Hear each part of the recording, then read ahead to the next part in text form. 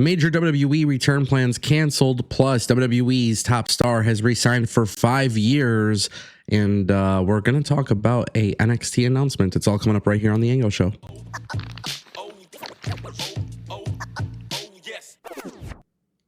All right, guys, I want to kick things off with NXT. It's official. NXT Vengeance Day is set to return. WWE has issued the following press release. Washington, D.C. is set to host Vengeance Day on Saturday, February 15th at Entertainment and Sports Arena. Tickets go on sale January 10th.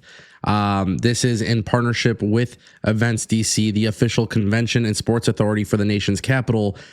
They have revealed that NXT Vengeance Day is yet again going on the road. Tickets could be bought at Ticketmaster.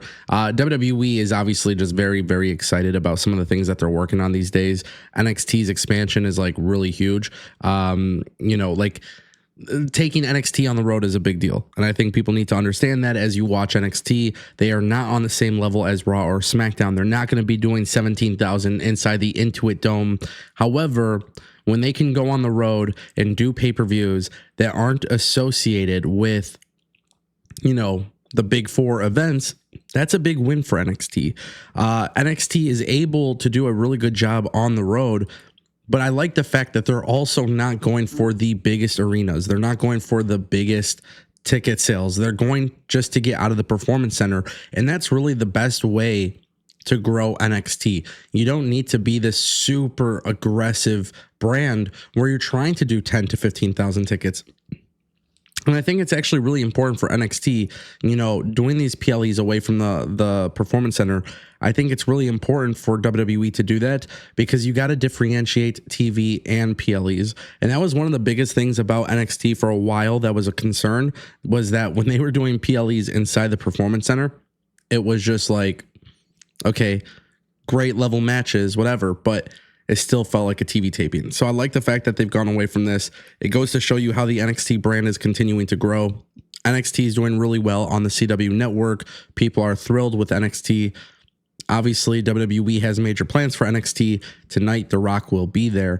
And I will be doing a live post show for NXT tonight, which, by the way, tonight is New Year's Evil. It's a TV show, but it's actually on the road in Los Angeles as well. So WWE is taking advantage of the fact that there are fans in attendance for WWE Raw on Netflix.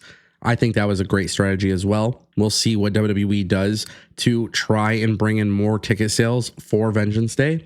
We're a couple days away to see when those tickets go on sale and then how they perform. If they're good or bad, I'll keep you guys updated along the way. But with that being said, let's move on. Let's talk about it. Sheamus has re-signed with the company for 5 years, and this is really exciting. I'm a big fan of Sheamus. There was a lot of people that thought maybe Sheamus would leave WWE and go to AEW. I don't know if that's like a talking point in the IWC when you hear of people's contracts being ended. Oh, they're just going to go to AEW. Sheamus had revealed this on a new interview with Chris Van Vliet. He did reveal that he just signed a new 5-year deal. He's going to basically keep going until the wheels fall off. I just absolutely love this. Like, this guy is just an incredible talent.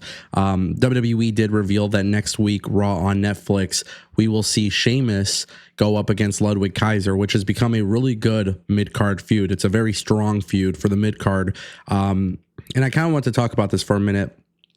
I spoke about this on my Raw post show yesterday, but for those who don't know what is happening here, WWE put on Raw on Netflix, the debut episode, as a way to blast and propagandize the WWE brand, right? We're the WWE, we're the number one entertainment thing. We got all these celebrities, we got all this cool hype, lights, logos, graphics, this and that. They did a lot of that. They revealed that Sheamus is going up against Ludwig Kaiser next week. So let's just say, for example, WWE got some of those lapsed fans back into the company, or these casual fans, right? Back to watching WWE. Next week, WWE already announced a stacked lineup of matches, and that includes Sheamus. And Sheamus versus Ludwig Kaiser is going to be brutal. It's going to be a great match. It's going to be one of those matches where people are going to love professional wrestling. And I think that's the perfect way to follow up exactly what they did for Raw on Netflix. And I think for Sheamus being a WWE lifer at this point, It makes sense. He needs to win the Intercontinental Championship. I think WWE is definitely going to make that happen. I've actually been saying for a while, I would love to see Sheamus get back in the world title picture. They haven't done that in a very, very long time. But with a 5-year deal, now that becomes possible. I would love to see him go through Ludwig Kaiser, get to the point where we get Braun Breaker, Sheamus. Let's get the story done. Let's get Sheamus, going after the IC title. I wouldn't even mind Sheamus turning heel to make it happen. But it just goes to show you that a lot of wrestlers are happy in the WWE. Regardless of what fans think, WWE is doing a good job of retaining talent. And Sheamus being a guy that is retained is very important because he is a valuable asset. He's a great character, great performer, and people know who he is. And that's obviously a very big deal. And let me just say, if you're not watching Raw on Netflix next week, listen, if you're not watching it live, make sure you get to Ludwig and Sheamus because it is going to be a banger. And that brings us to our final topic. WWE canceled multiple plans for Raw on Netflix. And listen, I'm not too thrilled about this. I mentioned it in my post show that basically WWE, they kind of dropped the ball without having a major surprise, a major angle, or whatever it may be. And they didn't do that. WWE scrapped the plans for Becky Lynch to return. In fact, it was supposed to be Becky Lynch getting involved with Rhea Ripley and Liv Morgan. And that was completely nixed in favor of having The Undertaker come out instead. Now, let me explain this, okay? I understand why WWE did it. We can all hate it. I think we can all agree that we hate the fact that WWE didn't do a major surprise.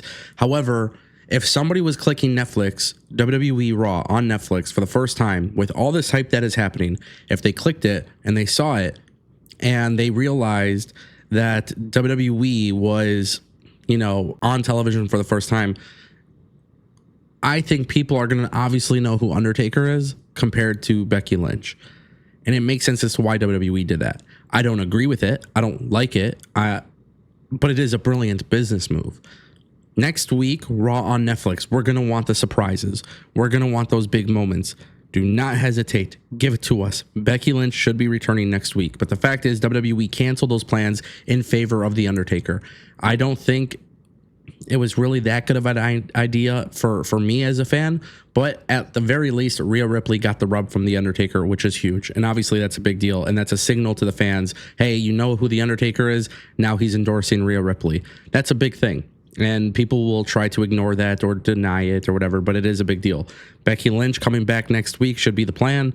We'll see if WWE follows through. Give us something special. Give us something major. Let me know what you guys think in the comment section down below. Thanks for watching. Turn it up, the Ango show, here we go. Rumor mill spin, every little sin. What's the new fallout? Who took a route out? Fans scream loud, make the show proud. Backstage drama, full of armor. Who's the charmer? Tag teams break dreams, plots.